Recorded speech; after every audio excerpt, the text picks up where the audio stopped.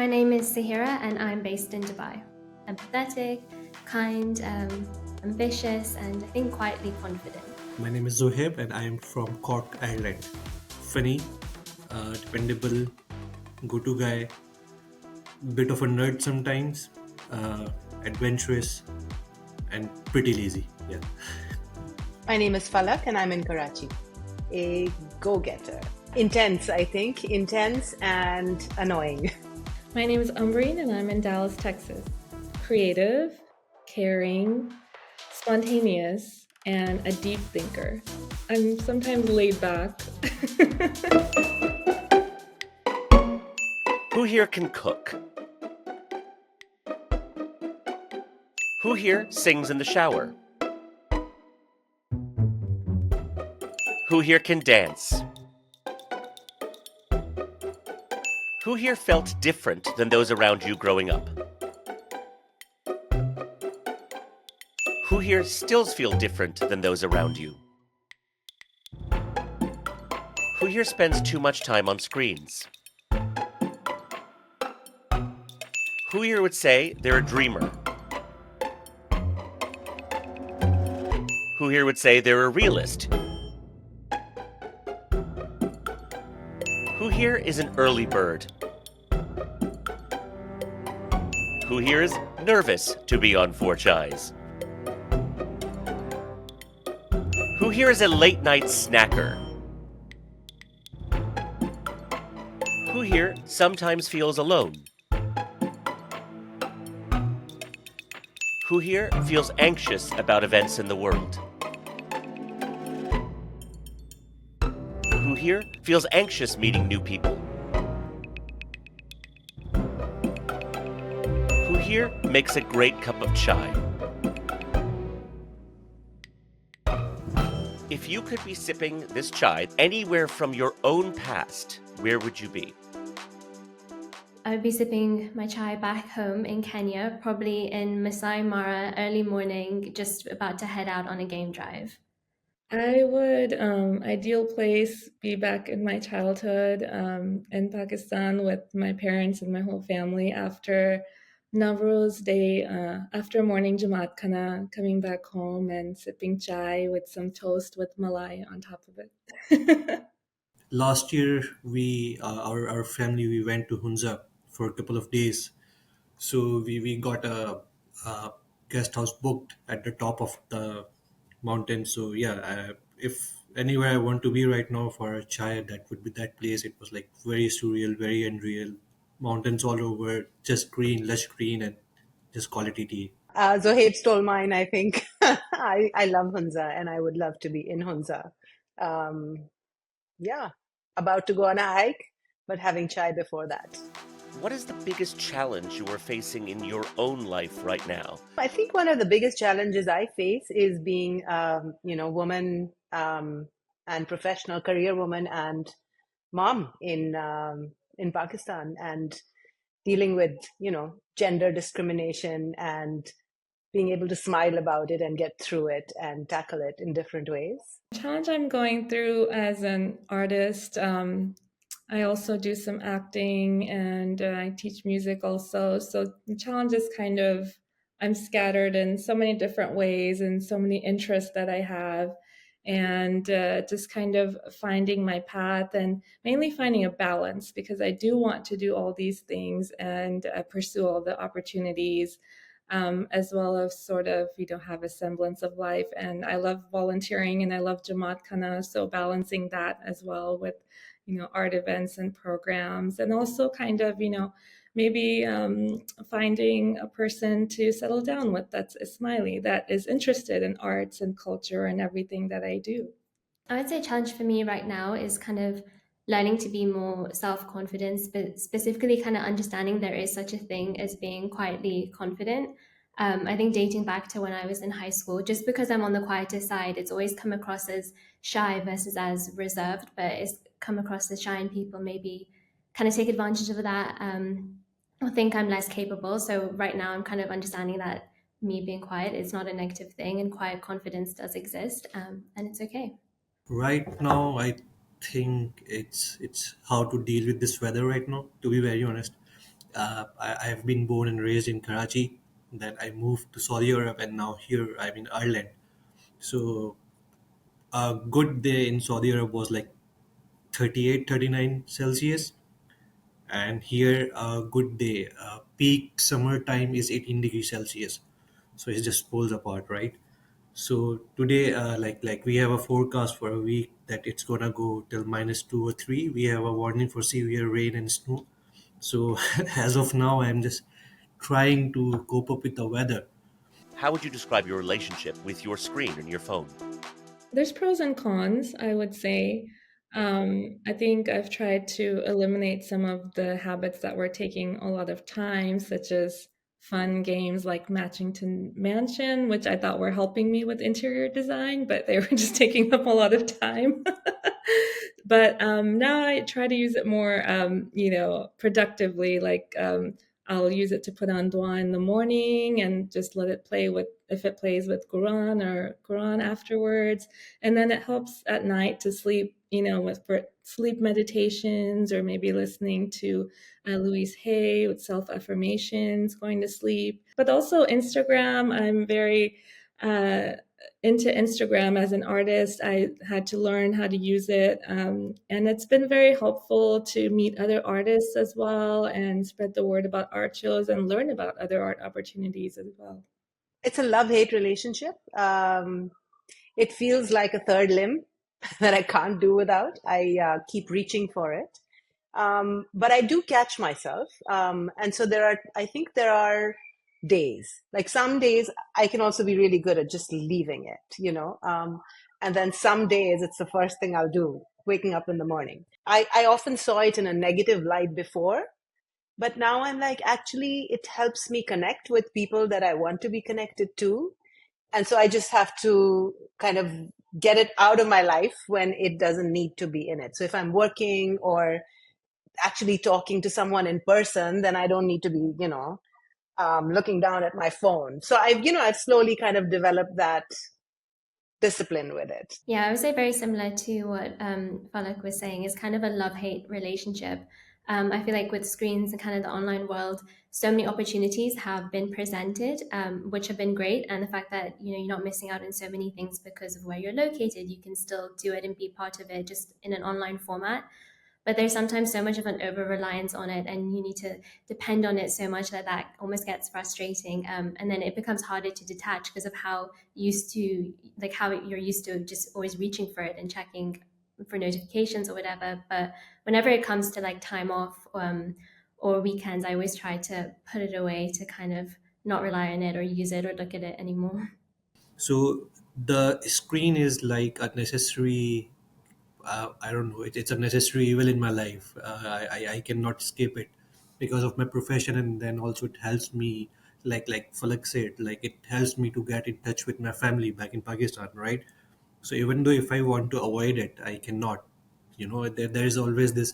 I am a very family oriented guy, so like if my cell phone is on silent or maybe it's not connected, there's a there's a ping going on in my mind. What if someone's gonna call me? What if I won't be there, just for my family.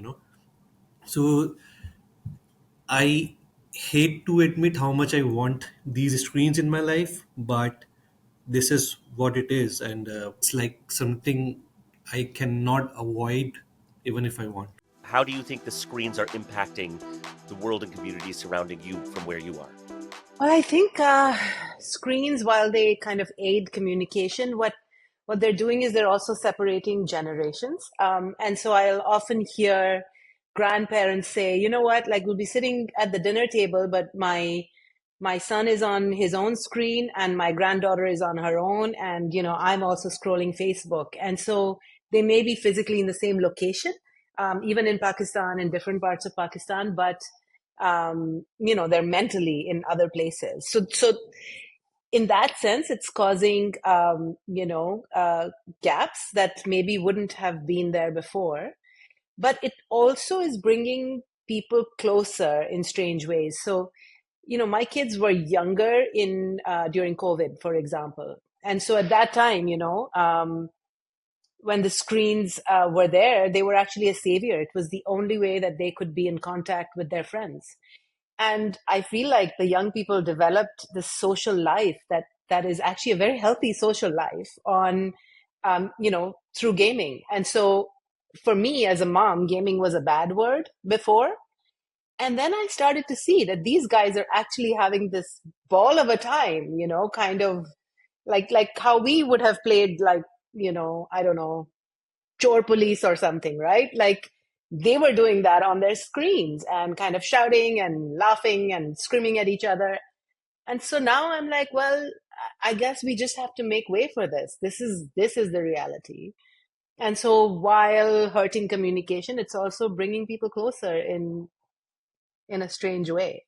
I think there's positives and negatives to it. I think the positive side is that there's so much information that is readily available to people. You just have to do a quick Google search, and anything you want, you can kind of increase your knowledge and learn about. But the negative and the downsides that I've seen is that there's like people are too connected.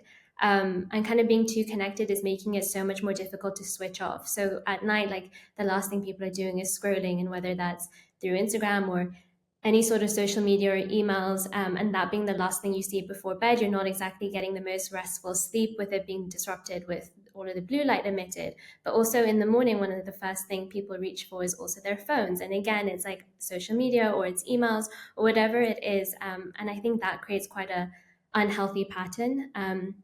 So there's good sides and bad sides to it.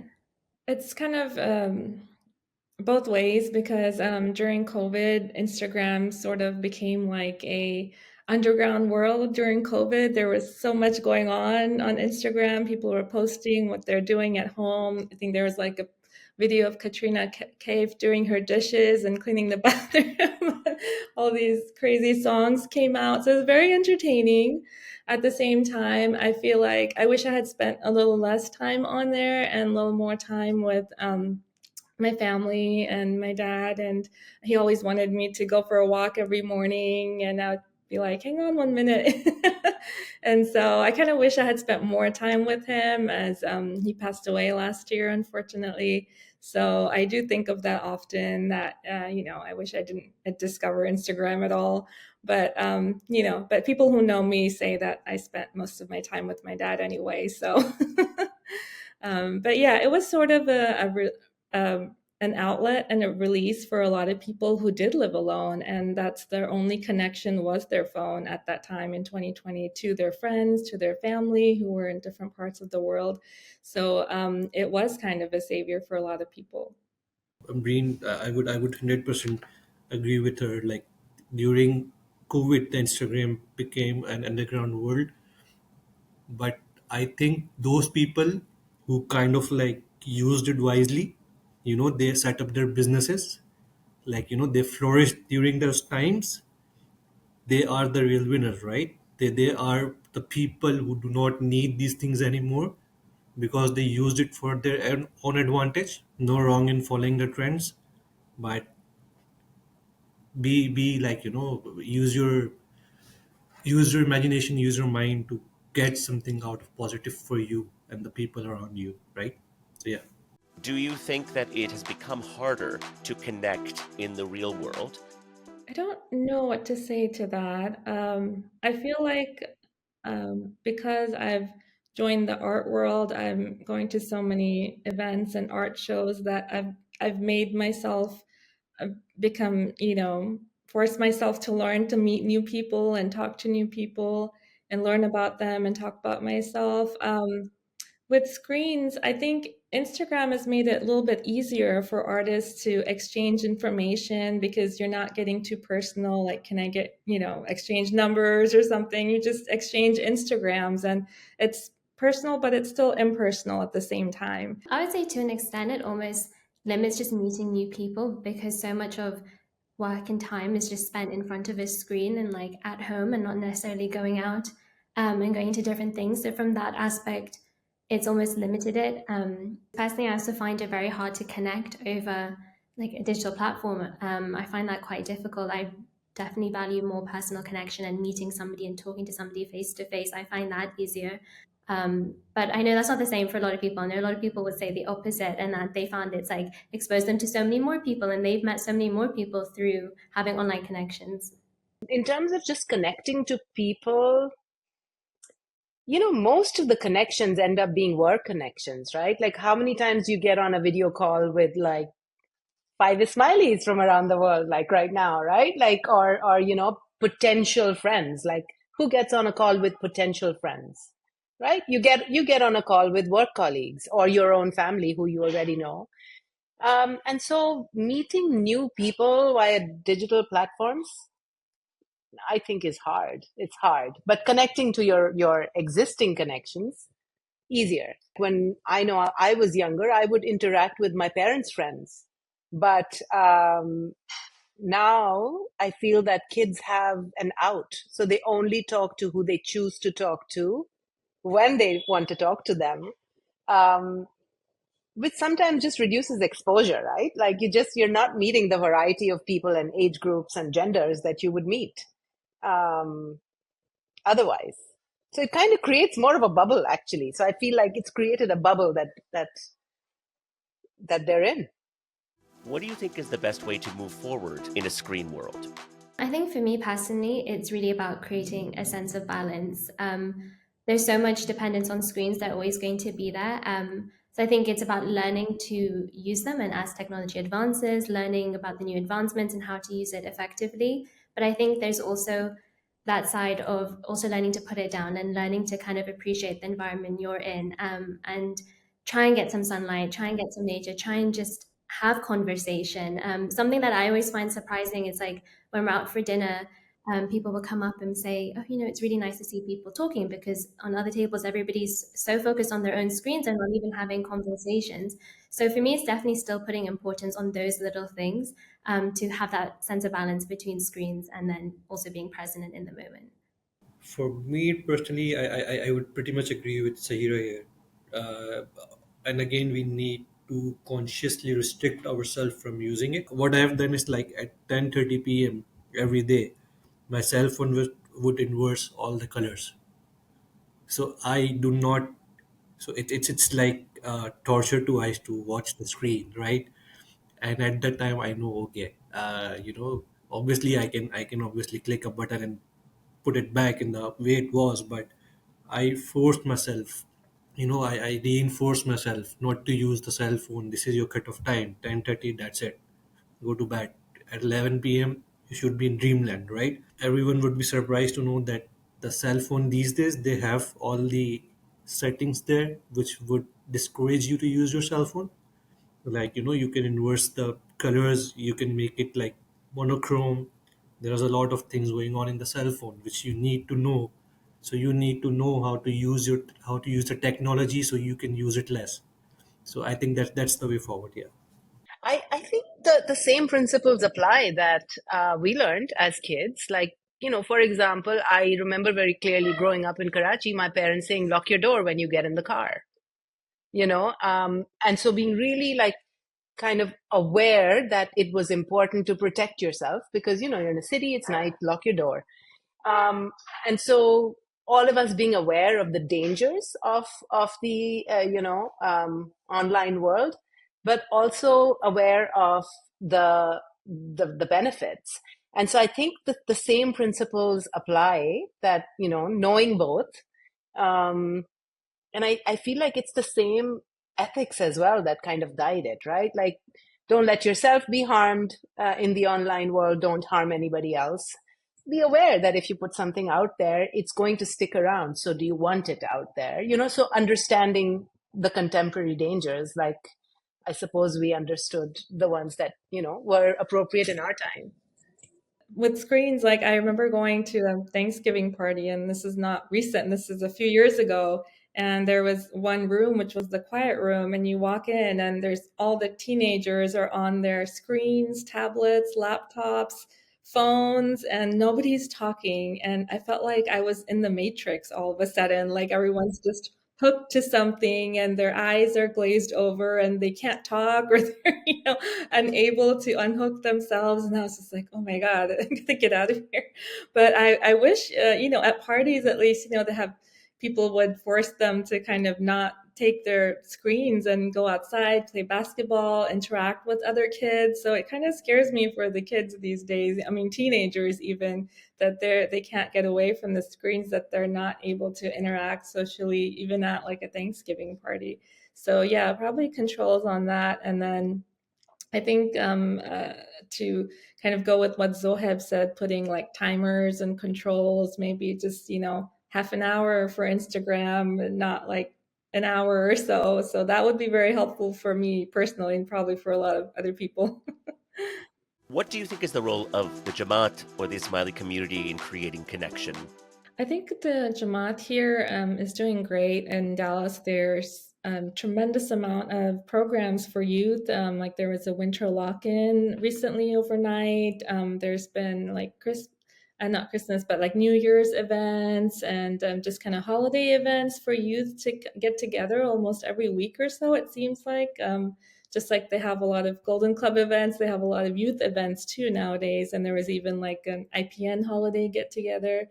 So I think they're doing great and kind of having events for people to come together and get off their screens and meet in real time. Yeah, no, what Ambreen said really resonates, that we're going to have to compete with what's available on the screens, right? And so if what's being done in the Jamaat, using the Jamaat as a platform, is attractive to kids and to us, to people, they'll come, right? And so, like, for example, if there are nature walks or heritage events or, youth clubs or just something that can catch the interest of, who we are today.